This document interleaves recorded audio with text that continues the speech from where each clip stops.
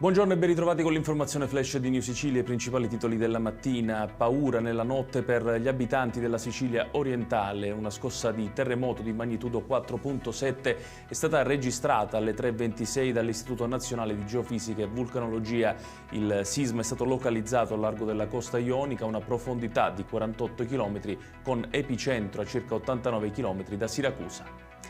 5 persone, tra cui un dipendente di Poste Italiane, sono state colpite da misure cautelari a Palermo con l'accusa di associazione a delinquere finalizzata alla commissione di truffa a danno di banche e società finanziarie.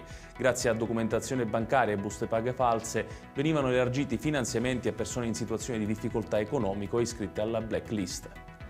Un 37enne nigeriano è stato arrestato dalla polizia per tentato omicidio. Nel corso di un semplice controllo da parte delle forze dell'ordine in corso Indipendenza a Catania, l'uomo avrebbe improvvisamente tirato fuori un taglierino e provato a colpire alla gola un agente. E sempre a Catania, un altro 37enne straniero si è reso protagonista di un'aggressione ai danni di 2 operatori del 118. L'uomo era rimasto coinvolto in un incidente stradale in centro per il quale si era reso necessario l'intervento dei sanitari, ma una volta giunti sul posto sarebbero stati aggrediti dall'uomo con calci e pugni.